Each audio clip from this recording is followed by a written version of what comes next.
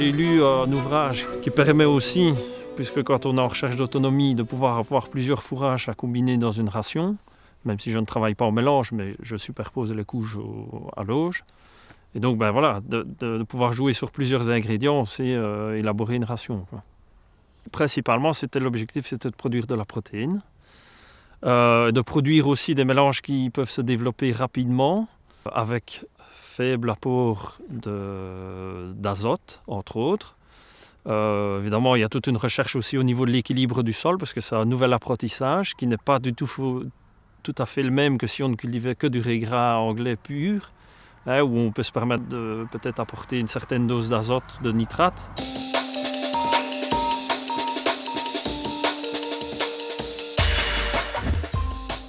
Le mélange de prairie de fauge va être assez complexe à réfléchir. En fait, il y aura beaucoup de questions à se poser et l'idée, quand on va concevoir le mélange, c'est justement d'essayer de répondre à toutes ces questions. Donc les différentes questions, ça va notamment être la durée qu'on veut garder ce mélange, ce qu'on veut en faire, donc s'il va être fauché, pâturé ou alors fauché et pâturé, le type de sol aussi, le type d'utilisation quand on le récolte, donc si on va plutôt vouloir faire du foin ou de l'ensilage, et également surtout en fait l'utilisation auprès du bétail, donc le type de bétail à qui on va le donner. Les différents animaux n'ont pas les mêmes besoins, donc ça va être également quelque chose qu'on va devoir réfléchir au moment où au moment où on réfléchit le mélange.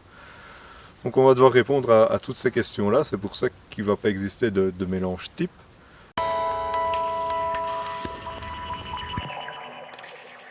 Les principaux avantages des mélanges, c'est d'abord que le sol est déjà bien couvert. Il y a toujours une production, il y a toujours une plante qui s'en sort le mieux suivant les conditions climatiques. Par exemple, ici, en période de sécheresse, la luzerne a largement pris le dessus. Également, le fait d'avoir des légumineuses va apporter de la fertilisation et donc va limiter les apports de fertilisants. Donc on va avoir un impact aussi économique puisqu'on va devoir mettre moins d'engrais pour avoir la même production. Avoir un mélange, ça va permettre aussi souvent de mieux combler les besoins des animaux. Avoir différentes protéines, avoir souvent plus de protéines, également avoir différents minéraux, différentes vitamines. J'ai toujours comme principe dans mes prairies temporaires maintenant d'implanter un mélange qui est avec une proportion de légumineuses au-delà de 50%. Donc ça veut dire que généralement je tourne même presque à 60%, de manière à couvrir correctement le sol. Des densités aussi de semis qui sont plus faibles par rapport à ce qu'on préconise d'habitude. Donc on n'est pas à 40 kg, on est autour de 20 à 30 kg. C'est suffisant pour couvrir le sol, pour laisser de la place à la légumineuse de pouvoir se développer. Et dans les mélanges, j'ai pour habitude maintenant de prendre mes espèces séparées et de faire mon propre mélange à la carte. Ça me permet aussi d'évaluer un petit peu si, après plusieurs années, de voir un petit peu les proportions et voir un petit peu si la pérennité des différentes espèces.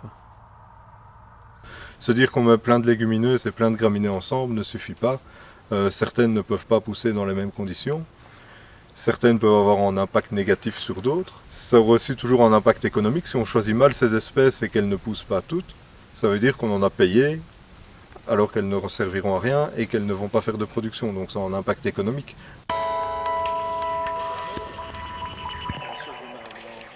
Donc le mélange implanté, une partie luzerne, du trèfle violet et du trèfle blanc en fond de parcelle. Donc voilà, et la destination principale, c'est faire du stock hivernal, le plus possible riche en protéines pour assurer l'alimentation des vaches laitières en lactation, surtout sur la fin de période hivernale.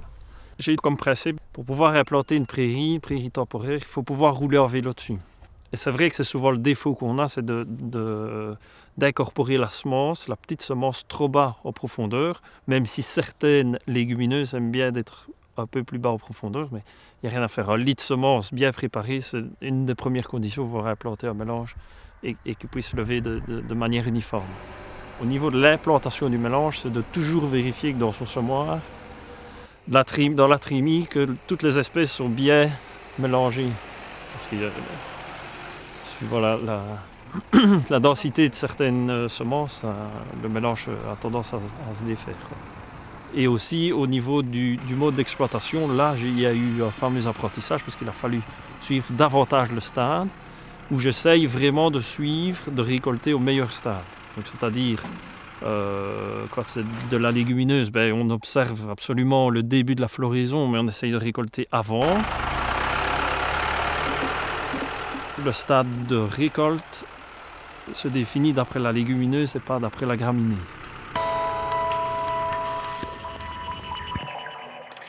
C'est toujours, quand on est seul et jeune sur une exploitation, c'est toujours de prendre la bonne décision. Que ça soit au niveau de la composition du mélange, que ça soit au niveau de la date d'implantation et que ça soit aussi au niveau du mode d'implantation, parce qu'on peut pratiquer n'importe quoi. Maintenant, il y a aussi les conseils extérieurs. Il faut toujours peser le pour et le contre parce que tous les mélanges proposés ne conviennent pas toujours à toutes les terres ni à toutes les régions.